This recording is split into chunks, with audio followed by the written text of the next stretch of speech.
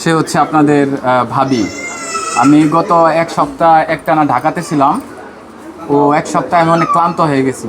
ওর ব্যাগটা আমার কাছে ছিল, কিন্তু আমাকে এত সাপোর্ট করবে এটা আমি ভাবি নাই। সারাটা দিন এমনও দিন গেছে, এই ভাত কী জিনিস বলতে পারবো না, অনেক কষ্ট করছে। আপনার এই কি বলে কালকে মানে যে রাত যে গেল বৃহস্পতিবার রাত, এই রাতের বৃহস্পতিবার না শুক্রবার রাত গেল, ও আজকে রাতের 5টা পর্যন্ত আমার সাথে এই দোকানেই কাজ করছে ডেকোরেশনের। মিহালও ছিল, মিহালও কষ্ট করছে, আরেকজন ছিল। তো এই ক্রেডিটটা সম্পূর্ণ হচ্ছে গিয়ে ওর। ও যদি এই পরিশ্রম না করতো আমি এত দ্রুত মানে এগুলা গুছাইতে পারতাম না। প্রায় 29 ঢুপের মতো মাল আর কি, সব কিছুই ও নিজে করছে একা। এমনকি ক্লান্ত হয়ে শেষ মুহূর্তে ওইখানে গ্লাসে হেলান দিয়ে বসে পড়ছিল। এই জন্য আমি, উনি হচ্ছে আপনাদের ভাবি, ওনার নাম হচ্ছে আর্নিয়া। ওর নামটা মুখস্থ করতে আমার অনেকদিন সময় লেগে গেছে গা। আমার মা কিন্তু ওর নাম ধরে ডাকতে পারে না। আমার হ্যাঁ, না না, আমাদের কোনো প্রেম কিংবা রিলেশন ছিল না। ওর সাথে বিয়েটা যেটা হয়েছে, ওরে জিজ্ঞেস করেন তো আমি ক্লিয়ার করি। সেটা হচ্ছে প্রথম দিন ওর ডিটেলস শেয়ার করছে, সব খোঁজখবর নিয়েছি। সেকেন্ড দিনেই ওর আর আমার বিয়ে হয়েছে। এটা আমি আমার ফ্যামিলি, ওর ফ্যামিলি সবাই জানিয়া মানে সবার খোঁজখবর নেওয়ার পরে তারপরে বিয়েটা হয়েছে। আচ্ছা, তো ভাবি এই যে আলম ভাইকে কি প্রথম থেকে পছন্দ হয়ে গেছিল আপনার, নাকি আগে থেকে পছন্দ করতেন? আমি আগে ওনাকে চিনতামও না। চিন্তা না, আপনাদের বিয়েটা হলো একটু যদি বলতেন। আমাদের বিয়েটা ফ্যামিলিগতভাবে হয়েছে। ওনার সাথে আমার প্রথম দেখা হয়েছে। দেখা হওয়ার পর মনে করেন একটু কথাবার্তা হয়েছে। আমি আমার বিষয়ে জানাইছি। মাঝে কি এখনো ভালোবাসা তৈরি হয়নি? আপনি খুব সেনসিটিভ প্রশ্ন করছেন ভাই, এইটার উত্তর এখন এভাবে। তবে স্বামী স্ত্রীর ভালোবাসা এটা আল্লাহর তরফ থেকে হয়ে যায় ভাই, এটা আল্লাহ তৈরি করে দেয়। কারণ আমরা যখন দাম্পত্য জীবনে যাই, আমার আঙ্কেল যে বিয়ে করছে উনি ওনার সহধর্মিনীকে আগে চিনতো না।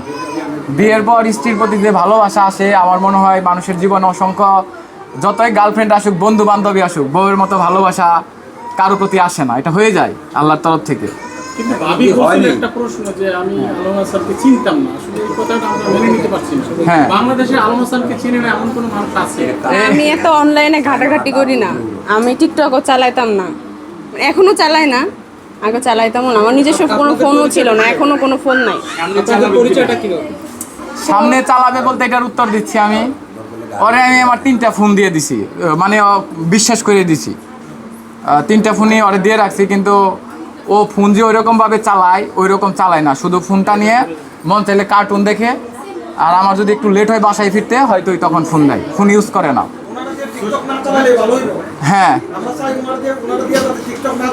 Thank you, thank you, thank you. হ্যাঁ, পরিচয় হয়েছে, পরিচয়ের বিষয়টা হচ্ছে প্রথম দিন যখন ওর সাথে আমার পরিচয় হয়, আসলে লুকানের কিছু নাই, সত্য কথা যেটা শেয়ার করি, ও চরমভাবে ঠকে যাওয়া একজন মানুষ। আর আমার সাথে যেটা হয়েছে এটা আমি জানি, আমার ফ্যামিলি জানে, আশেপাশের লোক জানে, ও জানে, আপনারাও জানেন। তখন আমি ভাবছি যে অন্য কেউ চলে গেলেও ও আমার কাছ থেকে হয়তো যাবে না, আমার এটা মনে হয়েছে। হওয়ার পর ওর ফ্যামিলিতে ধরেন ওর যারা আছে, ওর খালা, তারপর ওর নানা আছে, ওর নানি, দাদি, ওনাদের সাথে কথা বলার পরে সিদ্ধান্ত নিলাম। পরে ওনারাও কথা বলছে। এটা দ্বিতীয় দিনই যে কোনো কারণেই হোক, আমি এই বিয়ের ব্যাপারে ধরেন আমি 3 দিনও সময় নেই নাই। ওই যে ওনার সাথেও শেয়ার করছি, ওনারও বলছিলাম আমি ছোটোবেলা থেকে ওনার সাথে আমি সব কিছুই শেয়ার করি। যাই হোক, আর আমার এখানে ক্যামেরার আড়ালে একজন লোক আছে, ওনাদের উনি আমার সবই জানে। উনি যদি না থাকতো, একটু শেয়ার করি, কষ্ট তুমি নিও না মনে, উনি না থাকলে আমি সত্যি কথা উনি একটা আমার কাজের সাক্ষী।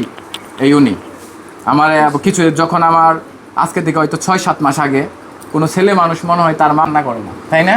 আমি ওই রকম করে কান্না করছিলাম।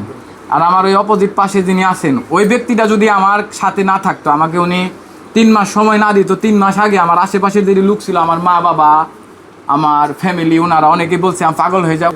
ওই লোকটার জন্যই আমি বাইসে আছি। উনি সবজি খেত করতো, আমার মনে হয় গরুর পিছনে যেরকম লেজ থাকে, ওনার পিছনে আমি ওইভাবে লেগে থাকতাম। রাত 2টা-3টা পর্যন্ত বেচারাটা কাজ করতো। কত কান্না করছি ওনার পাশে বসে থেকে, মানে এটা ভাষায় প্রকাশ করার মতো না। এর ক্রেডিটটা হচ্ছে ওনার। আমি ওনার প্রতি চিরকৃতজ্ঞ যতদিন বেঁচে থাকবো।